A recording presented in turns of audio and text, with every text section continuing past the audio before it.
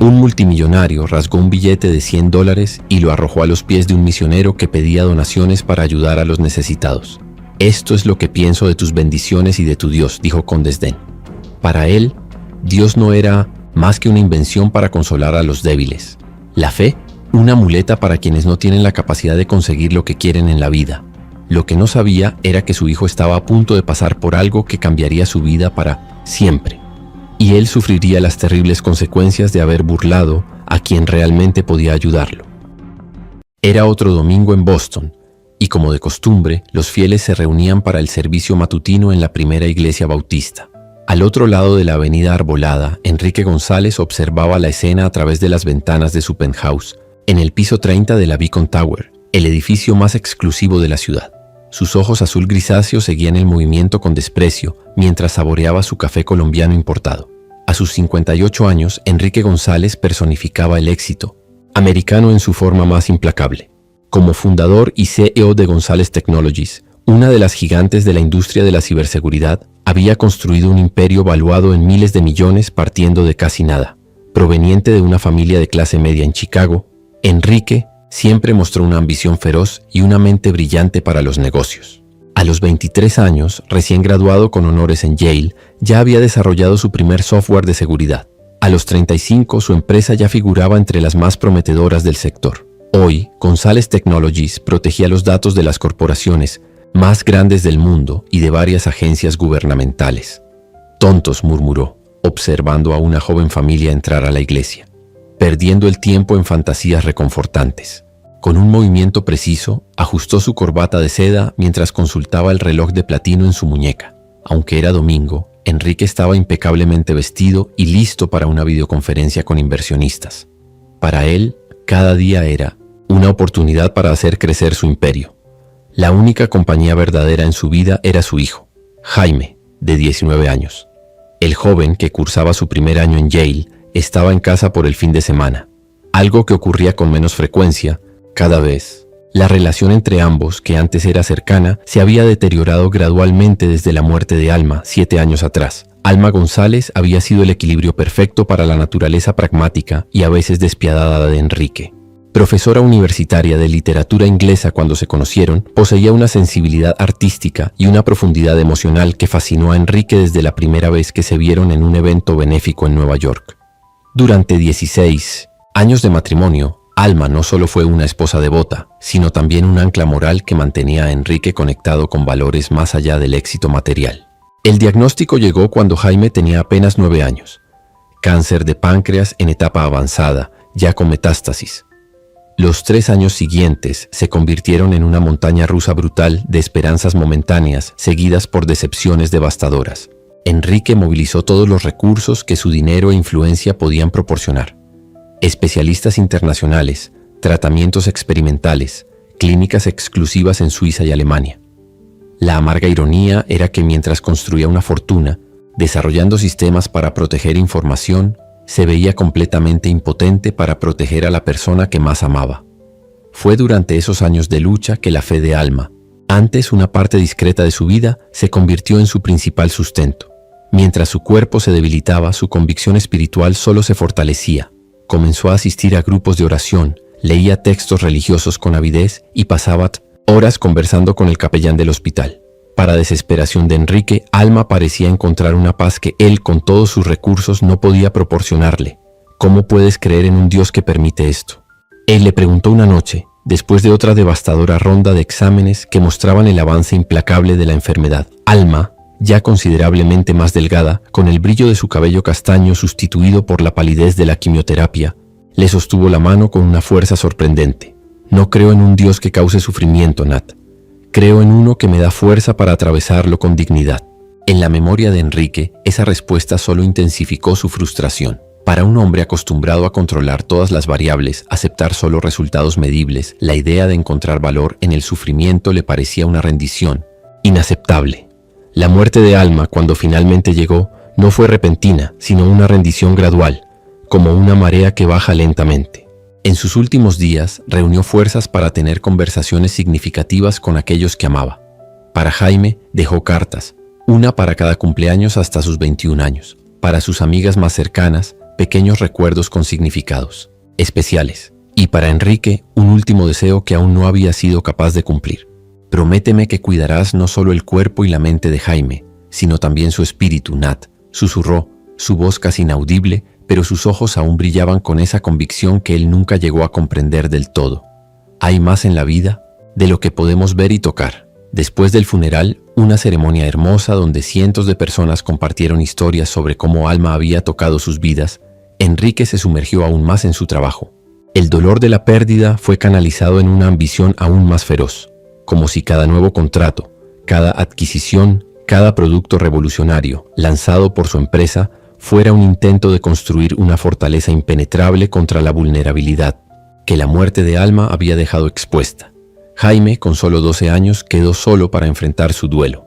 Enrique, por supuesto, contrató a los mejores terapeutas y se aseguró de que su hijo asistiera a las mejores escuelas.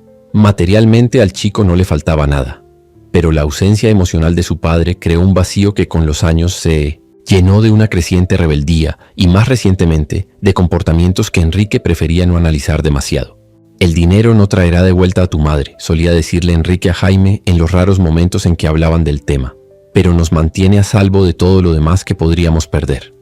La frase se repetía como un mantra, una justificación para las interminables horas dedicadas al trabajo, para la ausencia emocional, para su obsesión con la seguridad y el control. Lo que Enrique reprimía activamente era cómo la fe de Alma no se debilitó durante su batalla contra el cáncer. Incluso cuando los mejores especialistas declararon su caso como terminal, incluso cuando el dolor se volvió casi insoportable, ella mantuvo su confianza en un plan divino que Enrique consideraba, en el mejor de los casos, una ilusión reconfortante. Su muerte no solo amplió el vacío que Enrique llenaba con logros, sino que también solidificó su convicción de que cualquier poder superior, si existía, no era digno de adoración. ¿Qué clase de divinidad permitiría que una mujer como Alma sufriera de esa manera? ¿Qué clase de Dios amoroso le arrebataría una madre a su hijo? Su fe no la salvó. Los mejores médicos que el dinero podía comprar tampoco.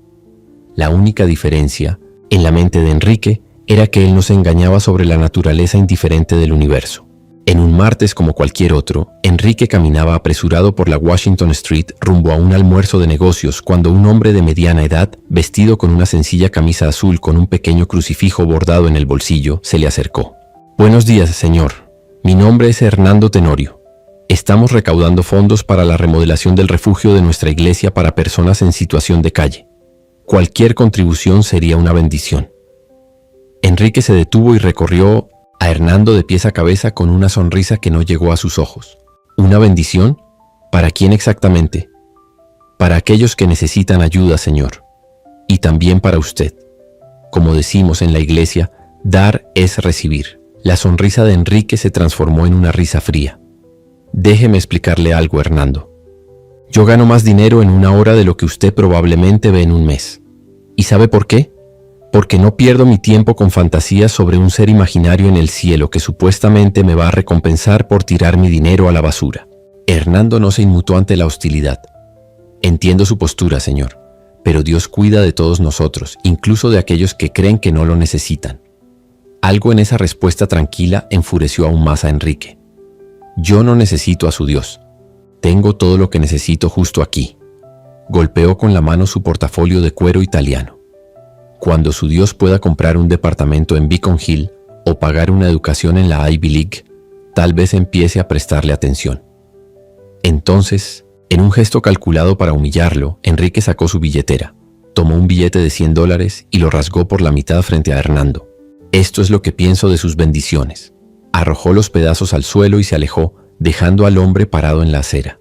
Rezaré por usted y su familia, señor. Fueron las últimas palabras que escuchó de Hernando. Los meses siguientes trajeron cambios sutiles pero inquietantes en la vida cuidadosamente controlada de Enrique.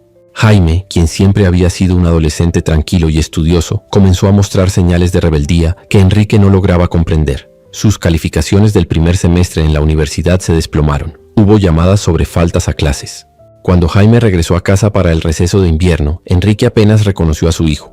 Estaba demasiado delgado, con ojeras profundas y un nerviosismo constante. «Es solo el estrés de los estudios, papá», insistía Jaime cuando lo cuestionaba. Pero las señales estaban ahí. Objetos de valor empezaban a desaparecer en casa. Jaime salía en plena noche y regresaba hasta la mañana siguiente.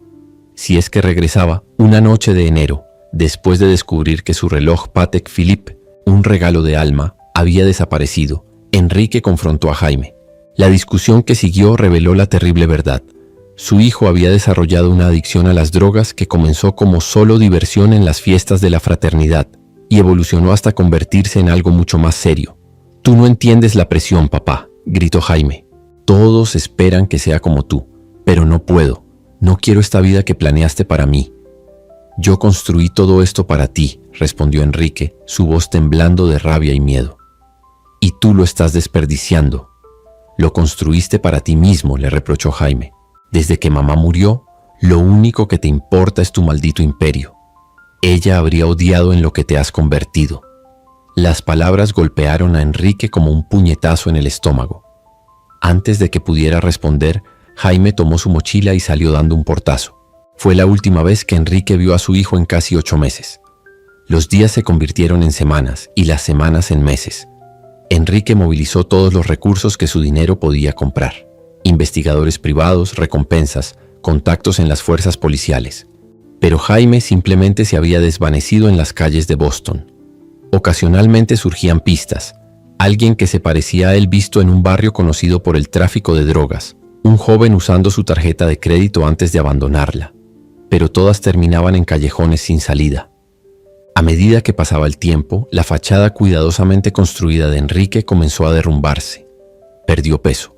Su desempeño en el trabajo se vio afectado. Por primera vez, el dinero se mostró impotente ante lo que realmente importaba. Noche tras noche, se quedaba despierto en su lujoso pero vacío penthouse, mirando la ciudad desde lo alto y preguntándose si su hijo aún seguía con vida. En una noche particularmente oscura, 6 meses después de la desaparición de Jaime, Enrique se encontró haciendo algo que jamás imaginó. En las primeras horas de la madrugada caminó hasta la primera iglesia bautista, la misma que solía observar con tanto desdén. La iglesia estaba cerrada, naturalmente, pero Enrique se sentó en los escalones de la entrada con la cabeza entre las manos. «Si estás ahí», susurró al aire nocturno, «muéstramelo. No por mí, por Jaime». No hubo una respuesta dramática, ningún signo divino, solo el aullido distante de una sirena y el viento frío de septiembre. Enrique regresó a casa sintiéndose tonto, pero extrañamente aliviado por haber pronunciado esas palabras en voz alta. 2 semanas después, en un miércoles cualquiera, su teléfono sonó a las 3 de la tarde. Una voz desconocida se identificó como la directora Sarah Johnson, del Centro de Recuperación Nuevo Amanecer. «Señor González, creo que hemos encontrado a su hijo». A Enrique casi se le cayó el teléfono. «¿Jaime? ¿Él está vivo?» «Sí, señor. Ha estado con nosotros aproximadamente 1 mes. Fue encontrado en condiciones preocupantes, sufriendo de desnutrición y otros problemas de salud. Cuando llegó, no podía o no quería identificarse. Apenas ayer recuperó la lucidez suficiente para darnos su nombre. En menos de 1 hora, Enrique estaba en la dirección que le proporcionaron. Un edificio modesto en el sur de la ciudad, uno que probablemente nunca habría notado en circunstancias normales. En la recepción, un letrero discreto decía: Centro de Recuperación Nuevo Amanecer, un ministerio de la primera iglesia bautista de Boston. Sarah Johnson, una mujer afroamericana de mediana edad con una expresión amable pero firme, lo guió por pasillos limpios pero sencillos. Su hijo llegó a nosotros a través de nuestro programa de ayuda en las calles. Estaba en estado crítico, señor González. Si nuestros voluntarios no lo hubieran encontrado esa noche, no estoy segura de que hubiera sobrevivido. Enrique apenas podía procesar la información mientras caminaban. ¿Cómo está ahora? En el camino a la recuperación. Físicamente mejora cada día. Emocionalmente aún le queda un largo camino por recorrer. La adicción es una enfermedad compleja, señor González. Finalmente llegaron a una pequeña sala común donde algunos jóvenes jugaban cartas o leían, en silencio. Y ahí estaba Jaime, más delgado de lo que Enrique recordaba, con el cabello más largo, pero con los ojos claros por primera vez en mucho tiempo. «¿Papá?» La voz de Jaime tembló ligeramente al ver a Enrique. El abrazo que siguió fue torpe. Ambos fuera de práctica con las muestras de afecto físico, pero genuino en su intensidad. Enrique sintió lágrimas que ni siquiera sabía que había estado conteniendo. «Pensé que te había perdido», murmuró contra el hombro de su hijo. Por un tiempo sí me perdiste, respondió Jaime con honestidad. Yo también me perdí. Cuando finalmente se separaron, Jaime hizo un gesto hacia un hombre que se acercaba, de mediana edad, con una camisa azul sencilla y un pequeño crucifijo en el bolsillo. Enrique sintió que el estómago se le hundía al reconocerlo.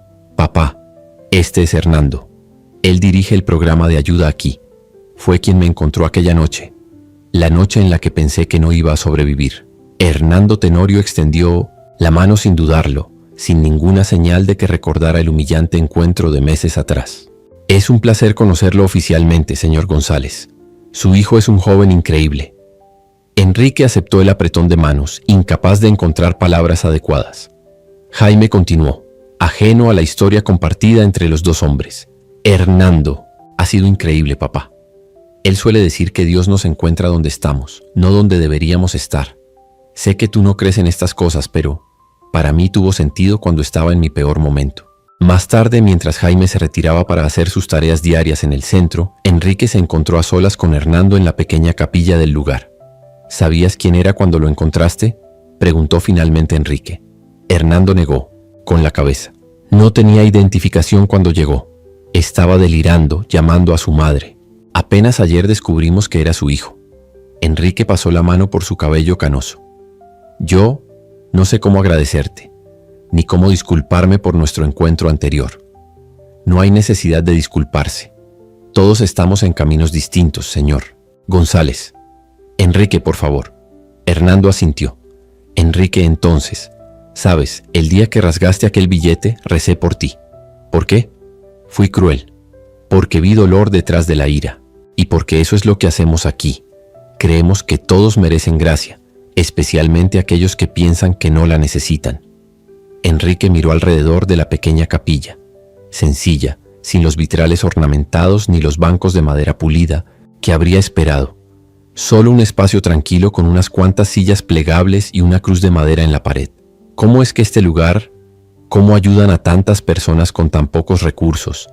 Hernando sonrió. Hacemos lo que podemos con lo que tenemos, y creemos que se multiplica de formas que no podemos explicar completamente. Esa noche, mientras Enrique conducía de regreso a su penthouse vacío, Jaime se quedaría en el centro al menos unas semanas más para completar el programa. Se detuvo en un semáforo en rojo, justo en el lugar donde había rasgado aquel billete de $100 tantos meses atrás. Algo dentro de él había cambiado. No una conversión dramática ni una epifanía espiritual repentina, sino el comienzo de una comprensión diferente. En las semanas siguientes, Enrique se convirtió en un visitante frecuente del Centro Nuevo Amanecer.